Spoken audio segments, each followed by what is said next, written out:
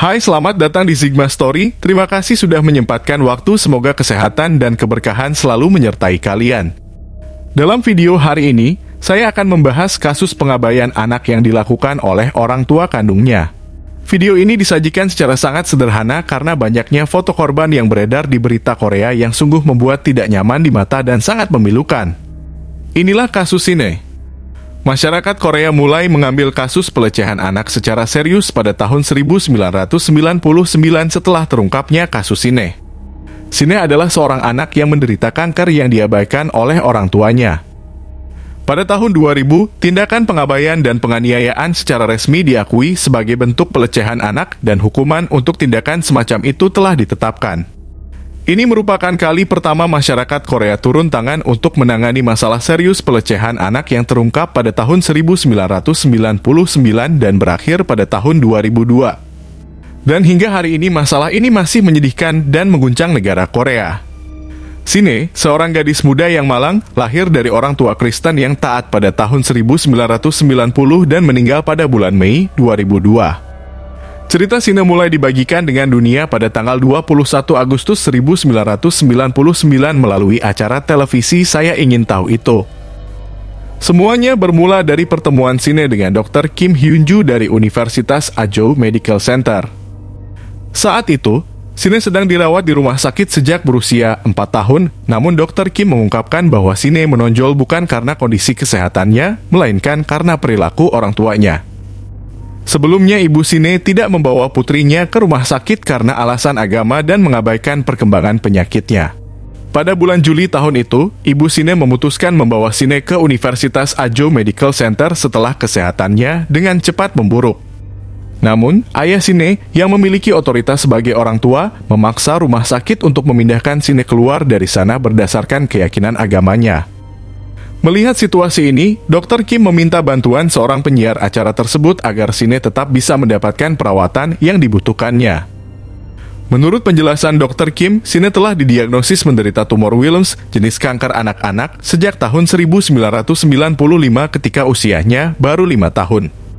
Tingkat kesembuhan bagi Sine untuk tumor Wilms pada tahap 4 melalui perawatan lebih dari 80%.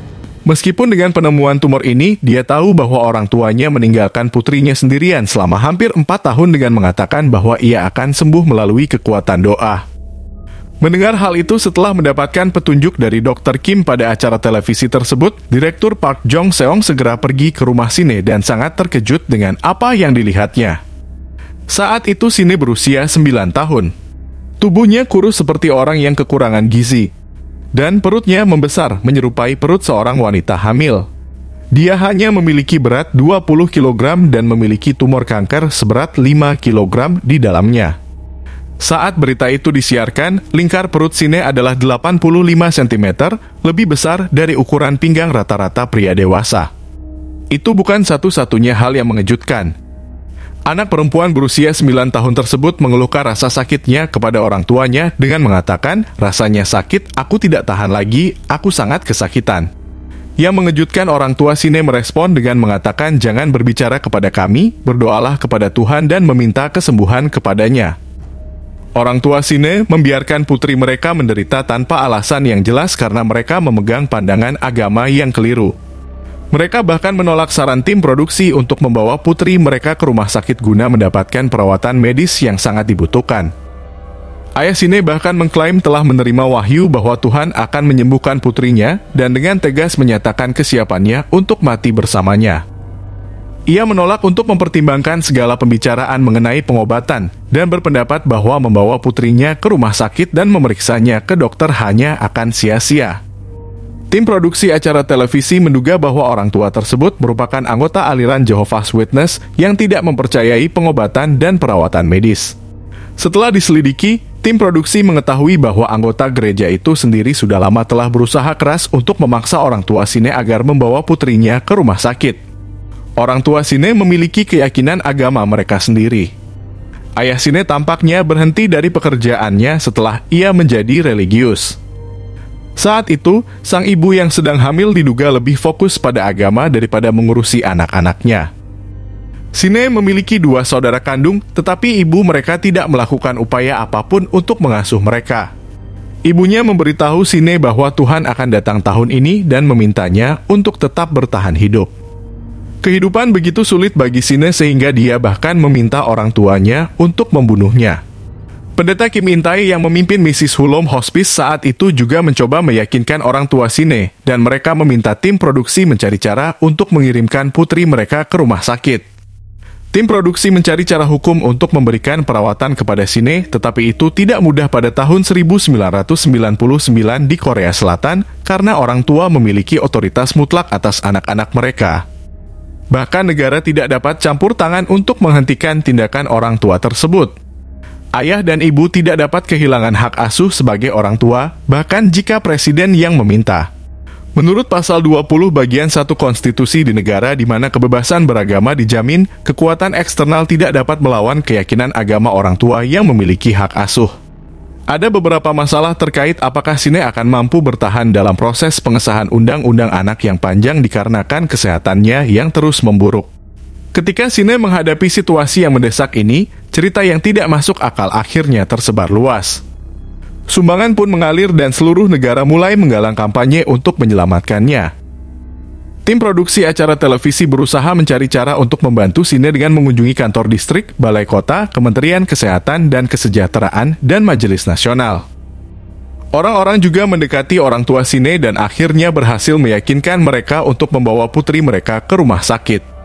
Dalam proses tersebut, orang tua Sine berubah pikiran berulang kali dan akhirnya pendeta yang bertanggung jawab atas gereja mereka meyakinkan mereka. Adegan pengangkutan Sine ke rumah sakit seperti layaknya adegan dalam film James Bond. Kemudian Presiden Kim Dae-jung yang menonton siaran tersebut mengatakan bahwa ini adalah kasus konflik antara keyakinan agama orang tua dengan hak hidup anak-anak mereka. Undang-undang kesejahteraan anak yang masih tertunda di Majelis Nasional kemudian mendapat dorongan untuk segera disahkan. Presiden Kim memerintahkan pejabat untuk mencari tindakan mendasar untuk mencegah terjadinya kasus serupa di masa depan. 2 bulan kemudian, Majelis Nasional mengesahkan Undang-Undang Kesejahteraan Anak yang direvisi, yang memberikan perlindungan untuk membatasi hak orang tua dalam kasus serupa seperti Sine. Sehingga anak-anak yang membutuhkan perawatan medis bisa mendapatkan perawatan tanpa persetujuan orang tua mereka. Meskipun orang tua Sine membiarkan putrinya diobati, mereka menolak segala jenis operasi. Saat itu akhirnya Sine menerima perawatan seperti orang dewasa tanpa merengek karena rasa sakit, tetapi orang tuanya masih tetap keras kepala dan sikap ini menciptakan opini publik yang negatif. Saat itu Ik-bum menjabat sebagai Kepala Departemen Keamanan Publik di Kejaksaan. Dan ia mengancam akan menangkap orang tua Sine sebagai tersangka penyalahgunaan anak jika mereka tidak setuju dengan bujukan dan tidak memenuhi hak dan kewajiban orang tua mereka. Ik-bum tidak tahu bahwa orang tua Sine adalah penganut yang taat. Ik-bum memanggil seorang pengacara untuk menuntut orang tua Sine, tetapi akhirnya berhasil meyakinkan mereka dengan mengatakan bahwa Tuhan dapat menyembuhkan penyakit Sine melalui tangan para dokter. Orang tua Sine kemudian mengisi formulir persetujuan operasi yang sudah ditandatangani. Kemudian pada akhir November, Sine dioperasi dengan aman dan tumor mulai menyusut akibat pengobatan kanker. Profesor Song Ki-wong, dokter yang bertanggung jawab, memberikan kabar yang penuh harapan bahwa ukuran pinggang Sine berkurang menjadi 77 cm dari 84 cm setelah pengobatan kanker. Dokter juga mengatakan bahwa kemungkinan operasinya berhasil lebih dari 70%. Perawat juga melaporkan bahwa Sine memiliki tekad yang kuat untuk bertahan hidup. Setelah beberapa komplikasi selama sekitar 5 bulan dirawat di rumah sakit, Sine akhirnya menjalani operasi yang sukses di Samsung Medical Center pada tanggal 22 November. Dokter bedah menyatakan bahwa Sine dapat menjalani kehidupan normal jika ia menerima pengobatan rutin selama sekitar setahun setelah operasi. Saat itu ada berita bahwa berat badan Sine telah bertambah dan mulai kembali bersekolah, membuat seluruh negara senang. Namun, 3 tahun setelah operasinya pada tahun 2002, acara tersebut mengungkapkan bahwa Sine telah meninggal dunia pada bulan Mei di tahun tersebut, 1 minggu sebelum Piala Dunia Korea-Jepang dimulai. Meskipun dia telah menjalani pengobatan kanker dan melakukan operasi yang sukses, orang tuanya menolak pengobatan lanjutan dan memaksanya untuk keluar dari rumah sakit dengan alasan bahwa doa akan menyembuhkannya. Mereka tidak memantau perkembangan kanker atau membawanya untuk pemeriksaan, mereka hanya mengabaikan putri mereka dan meninggalkannya di pusat doa. Pada akhir tahun 2000, ayah Sine bunuh diri, ibunya didiagnosis dengan aphasia akibat syok, dan saudara-saudara kandungnya dikirim ke panti asuhan. Kalian bisa mengatakan bahwa orang tuanya telah menerima pembalasan, tetapi sangat disayangkan apa yang terjadi pada anak-anak mereka yang tidak bersalah.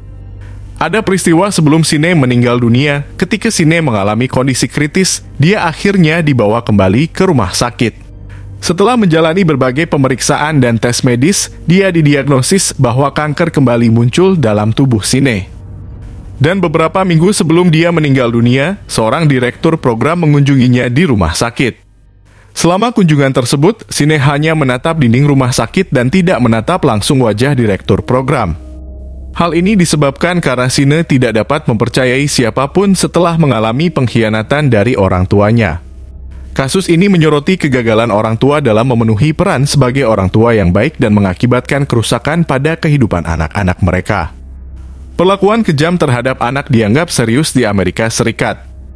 Dan jika kasus seperti ini terjadi di sana, orang tua akan kehilangan hak asuh anak mereka dan tidak akan diberikan kesempatan untuk memiliki kewenangan atas anak mereka lagi. Fakta yang sangat disayangkan dalam kasus ini adalah bahwa hak orang tua tetap terjaga meskipun campur tangan dari seluruh negara, termasuk presiden.